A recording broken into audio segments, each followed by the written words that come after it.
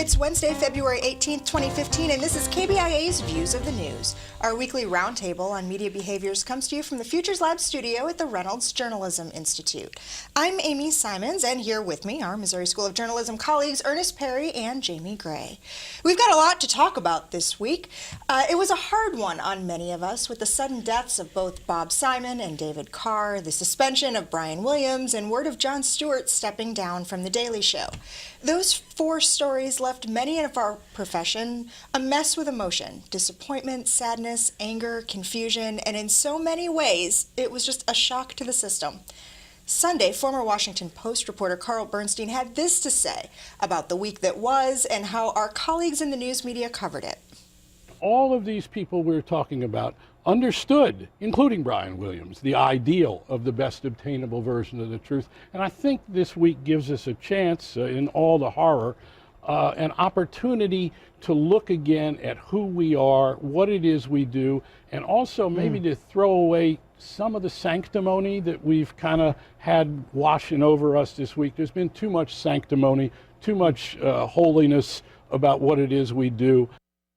So we're going to spend the next half hour taking some of the sanctimony out of the conversation and bring some perspective to what we've lost, and more importantly, what you, the media audience, has lost. It has been a hard week, huh? It's been a very hard week. It started out with Brian Williams and that saga, which is continuing at this point. People are still talking about that, and the fact that NBC's ratings are starting to sort of fluctuate now that he's been off the air for a week. And then you had Jon Stewart retiring, and then boom, right out of the blue, you had the death of Bob Simon. And then the death of the New York Times columnist David Carr. And I actually got up on Monday, because every Monday I read David Carr's column, and it wasn't there, and that's when it really hit me. It's like, man, he is gone, and that's a big shock. And when it happened and where it happened, it's been a definite shock to the New York Times. And we're going to talk more about that. Let's start by talking about Bob Simon and that loss in a bit more detail. Sunday night, his final report aired on 60 Minutes, a look at a potential cure for Ebola. He died Wednesday evening on his way home from work just after finishing that story. Here's part-time 60 Minutes colleague Anderson Cooper sharing word of his death on CNN during prime time. Bob was, and I'll tell you it's very hard to talk about him in the past tense, but Bob was for the last 5 decades simply one of the best, if in my opinion the best, in the world at getting a story, telling a story, writing a story, and making it simply unforgettable. He covered virtually every major overseas conflict since the late 1960s, most notably in the Middle East. His reporting earned him 27 Emmy Awards and just about every other honor a journalist can get. Bob was a fixture on 60 Minutes and 60 Minutes 2. His daughter Tanya is a 60 Minutes producer. He was a warrior poet who loved life and loved people. Warrior poet is a great way to describe Bob Simon. What was it that made his reporting stand out so much? I think part of it was that he was willing to go anywhere to get the story. I mean, he covered pretty much every war from Vietnam to the current conflicts that we're involved in, and he was willing to put himself on the line to get the stories. He's done the war stories, which we talked about. He's done the human interest story. He can do stories on individuals as well as on groups, and I think he brings that kind of journalism, that old school journalism, I guess you talk about, that we don't see very much anymore. You talk about the idea of features and then other stories. This past Sunday, it was Ebola. The week before that, it was Selma. And I think what he did so uniquely and in his own way, and then I think I take away from that being a broadcast journalist, is the way that he would write and really take a viewer to the location, I think was really unique. And in looking at some of the ways that his colleagues have been remembering him, I think what stands out to me is talking about someone at the network level who wants to go see every piece of video that was shot and write straight to that video, and was so involved in the writing and editing process, whereas I've seen personally in the field, sometimes network folks are relying on their field producers to do that kind of work, and they're the face on the story. Well, he was much more than the face on the story. He was really the one, as you just said, that was out there. And I think that, to me, makes the biggest difference in why his stories really sing and stand out. I mean, when I looked at the story on 60 Minutes this past Sunday, mainly just to get a sense of where he was in his mindset on the day of his death. He had just put that story together. He was on his way home, and the crash happened. And you can see from that story that he was trying to bring a part of the Ebola story to the public that it hadn't heard. The part about there is hope for a cure, a vaccine there, and the fact that there were only these 8 or 9 that were available, and who did they go to, and why did they go to these people and not these people, and why we can't have more of it because of the complications of putting this together, and the fact that the government hasn't done enough in research and development. And that's exactly the type of story, Ernest, that you've spent the better part of the last 6 months sitting in that exact chair saying you wanted to see the type of reporting you wanted to see on Ebola and long-form contextual journalism, which that was a great example of. Yeah, it was, and that's the story. The question becomes, okay, he's done it.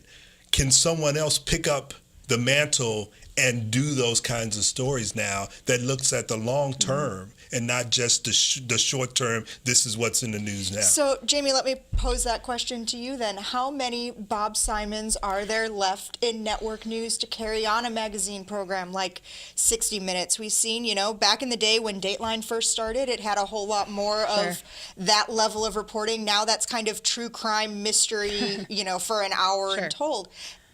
Do we have a next generation of broadcast journalists out there to go and continue and carry that mantle forward? Well, I certainly hope that's what we're doing here, is creating that type. I think that they are out there, and I hope and I think that it will happen, that there will be someone who is waiting in the wings, who has watched what he has done and perhaps been mentored by him, or at the very least can take that sort of style and say, hey, this is the right way to do this, and I want to be the one to tell this type of story. The thing that bothers me is that, he could command that kind of time and energy because of his stature in the industry. And what concerns me is that the generation that's coming along now does not have that kind of cachet to be able to go to corporate and say, hey, give me the time, give me the resources to allow me to do these things. And that's where my concern comes in as to whether or not you're going to see those same kinds of stories that you've seen come from the 60-minute veterans like Bob Simon was. And I'm just afraid we're not going to get that. Sure, even if there's the desire, are there the resources? Right. Okay, well, David Carr was another type of warrior, a journalist reporting on journalists, and it was in a way that kept all of us accountable.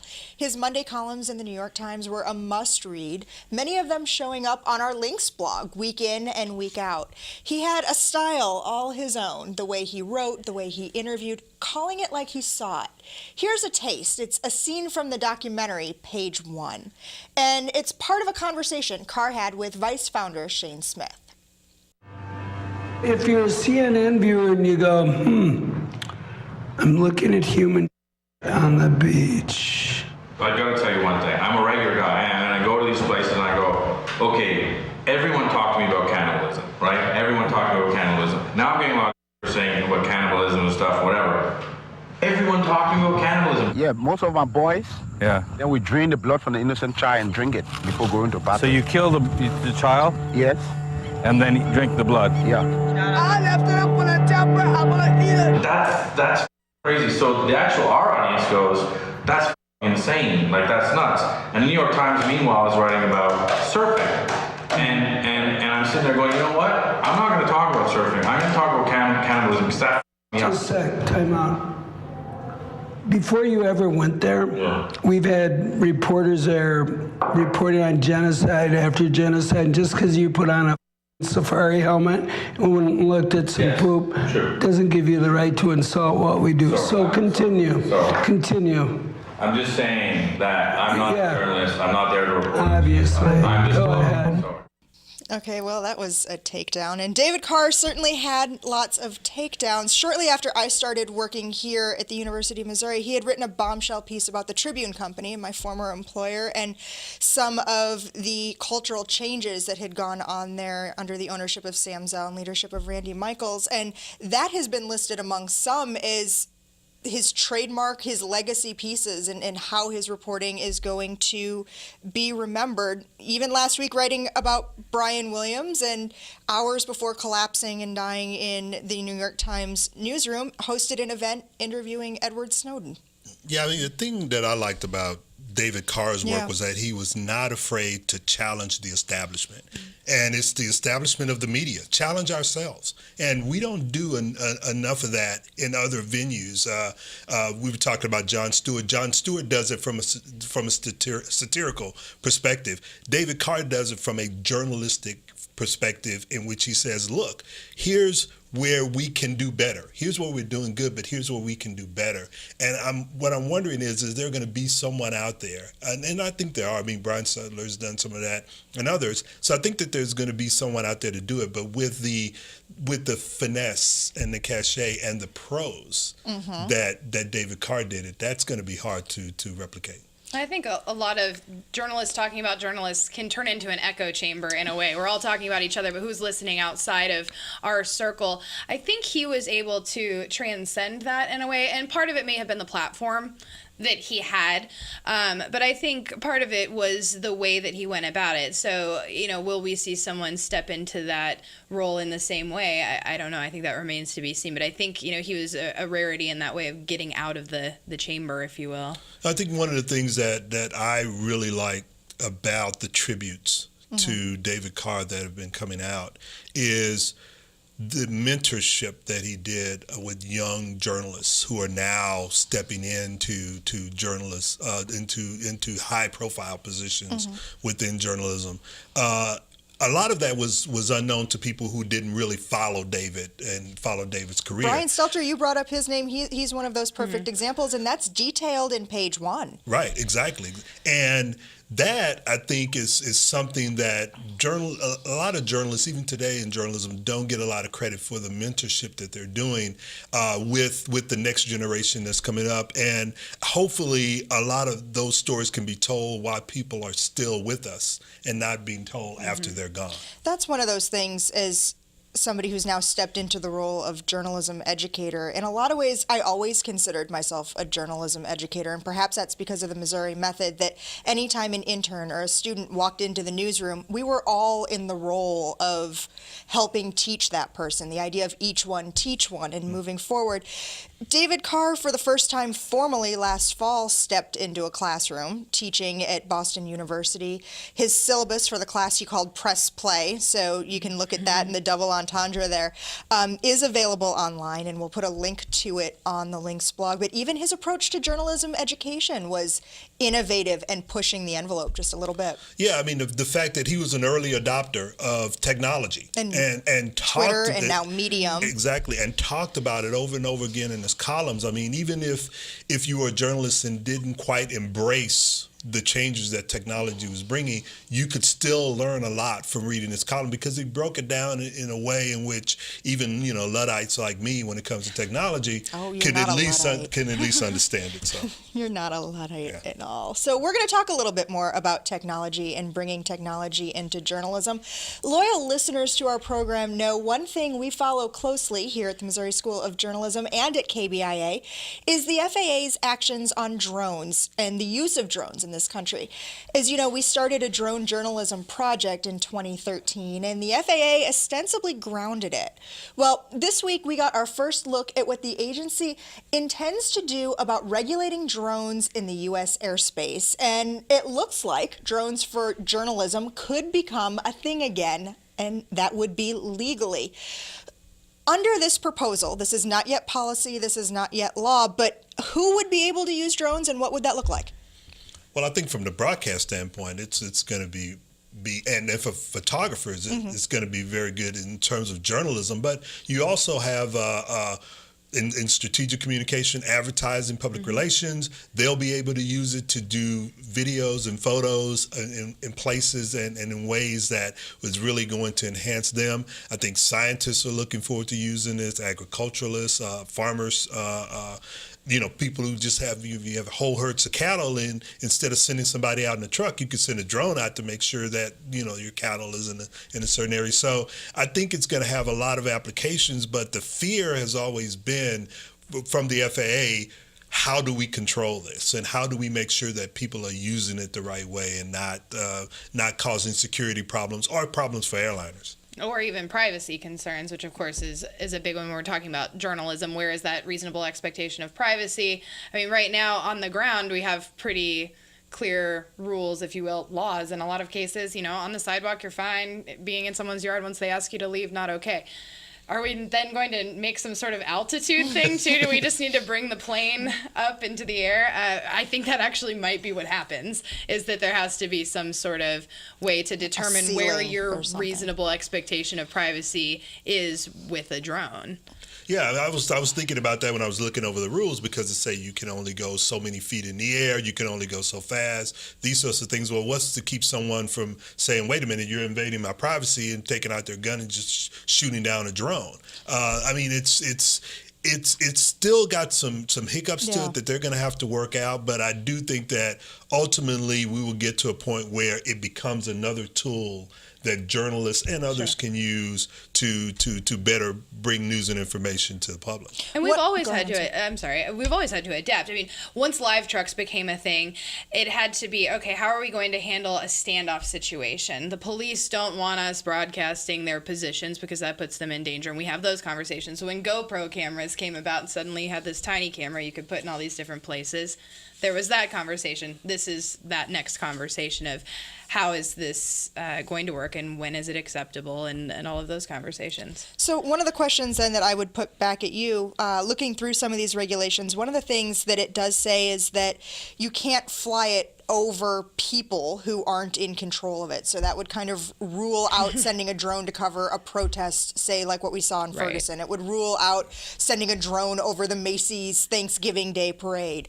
What instances from a journalism standpoint could you see using a drone in order to get additional footage or photos or whatever that might be? I think coming from the Mountain West as a reporter, wildfires, if we could have gotten a drone up in the air to check on wildfires and where they were burning and how close to homes, that would have been really valuable information for us, and I think would fit into the parameters of what's being discussed. So I think in a lot of ways, weather type of scenarios may be good for that. Regionally tornado damage, absolutely. Same type of thing. And in general, some of those backwoods areas where you aren't able to see what's going on, I think there's some valuable footage of even the Missouri River. It'd be great to have some nice video of the Missouri River from above. I mean, to me, it's one of those things where areas that were inaccessible is where drones are really going to help in terms of getting news and information out to the public, and to visually show what's happening, especially when you're talking about tornadoes, hurricane damage. So the weather coverage is really going to benefit from this. And then I think once they start using it, you'll begin to see other applications of how it can actually bring the news and information back.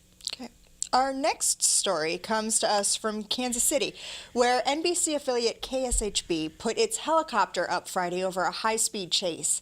The incident ended with police fatally shooting the carjacker, and KSHB aired the whole thing live on the air. From earlier today, I can show you video that SkyTracker was able to get of this wild chase that started over in Bonner Springs.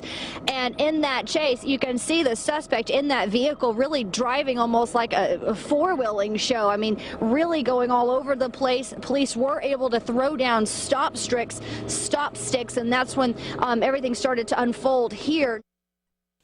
Our online and television audience may have noticed when the reporter was talking about the carjacker driving as though he was four-wheeling, a pickup truck appeared a little bit fuzzy on the screen. That's because in subsequent reports throughout the day, the station blurred out the actual shooting that had happened live on the air the first time.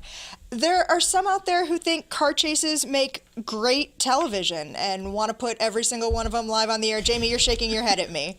I have been maybe fortunate to not work at a TV station that had a helicopter parked on the rooftop, because we never had to make this type of quick decision.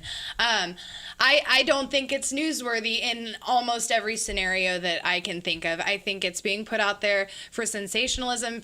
Will people watch? Absolutely, they'll watch. Do people want to know what happens at the end? Absolutely.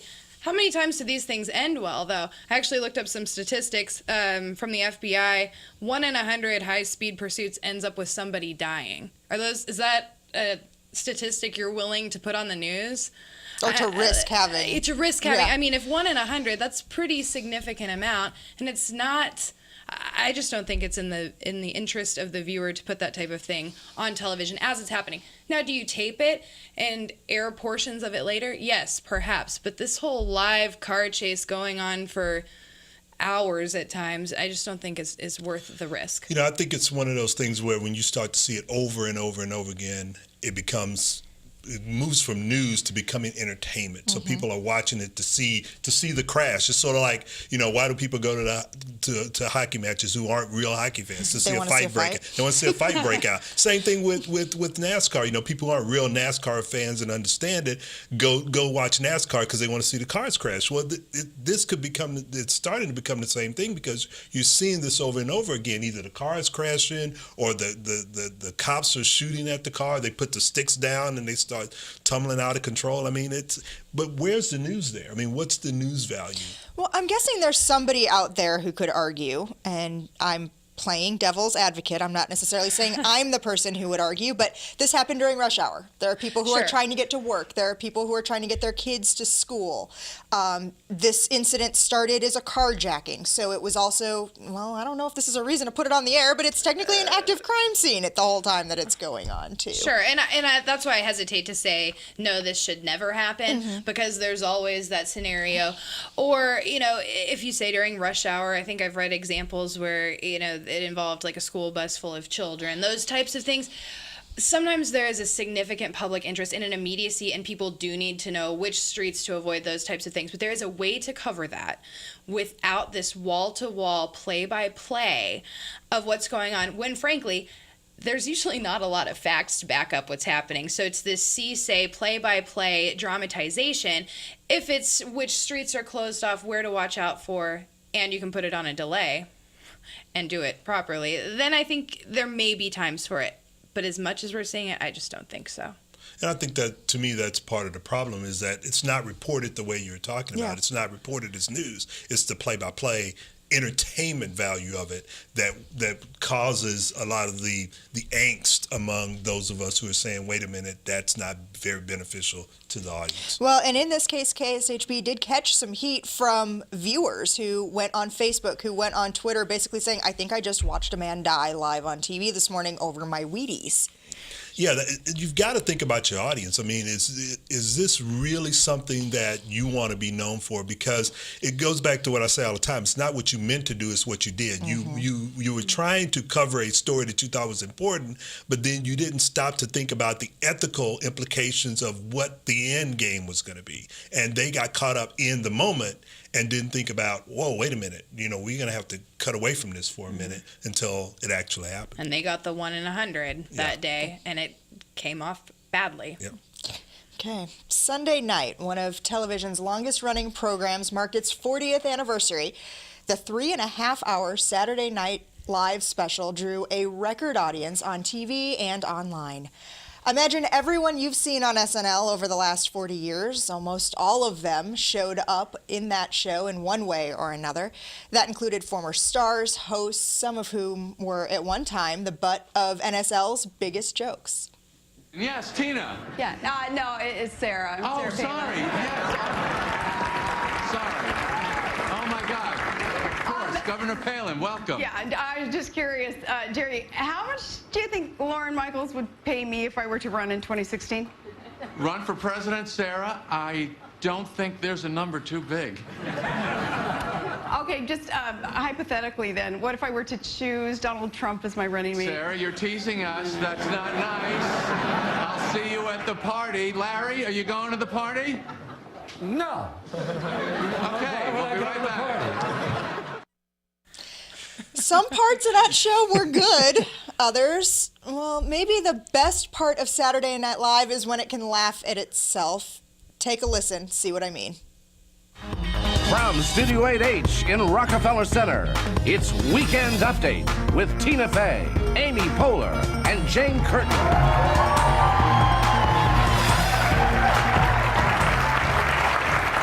Good evening, I'm Jane Curtin. I'm Tina Fey. And I'm Amy Poehler. And here are tonight's top stories.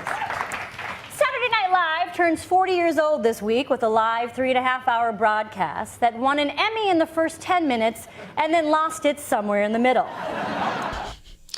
Yeah, Monday morning, the headline on the New York Times' review of the program read, "The SNL 40th Anniversary Show, very funny, except when it wasn't." What did you guys think of it? Oh, I loved it. I loved every minute. Well, maybe not every minute of it. There were some of the musical performances I could have dealt without, but I thought for 3.5 hours, and you have to remember, they're putting up new content with their greatest hits over the last decade. So when you stand up with those 40 years of greatest hits next to something new, yeah, maybe it's not their next greatest hit, but I thought it was great. I thought it was fun. I thought it was entertaining. I loved every moment of it. Well, I went in and out. I didn't watch all 3.5 hours of it. As did I. And the parts I did see, they were funny. Some were funny. Some were nostalgic, which I kind of liked.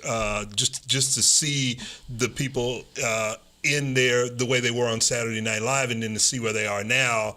That I thought was very interesting. I mean, there's a lot of stars that came out of that. Then when you start to go back and think about it, and some people you don't even remember that's where they got their start. Or the people who weren't there, Phil Hartman, Gilda Radner. It also reminded you of Chris Farley, of all the people that we've lost too. And I think that they did a very good job of making sure that they recognized them. Some of it didn't come off the way they had planned. Didn't quite. They tried to make light of it when they probably shouldn't have. But I think all in all, they did a pretty good job in memorializing those past characters. The other thing I really liked is their recognition of the crew that has been with them, the musicians, the writers that had passed were there in that montage right along with the honor. And hearing the gasps from the audience. Exactly. And Told it was you how more much for those those people, writers. How much those people meant.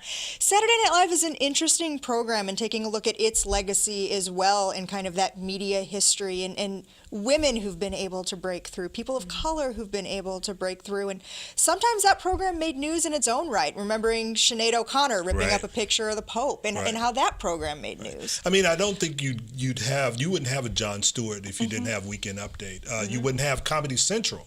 In a lot of the formats that you see Comedy Central in, if you didn't have SNL. So I think that the whole 3.5 hours pretty much played homage to something that is long lasting, that I think is going to continue in various forms. It's kind of the original keeping up with what's going on during the week and bringing it to you almost every weekend when they're in season, and I think it's great. Okay, well, that music means we're pretty much out of time for this week. I'd like to thank you for spending the last half hour with us. You can read more about the topics we talked about today on our links blog. That's under the Programs tab at KBIA.org. Like us on Facebook or follow us on Twitter. Our handle is @ViewsOnKBIA. These are all great ways to watch and listen to our program again. Leave us comments or questions, see previews of what we'll be talking about next week, and more. Our thanks to RJI's Travis McMillan and Maya Jackson for directing today's show, to Pat Akers for handling the audio. Hannah Smith is our associate producer. I'm Amy Simons. Be sure to join us again next week when we're back with you for another edition of Views of the News.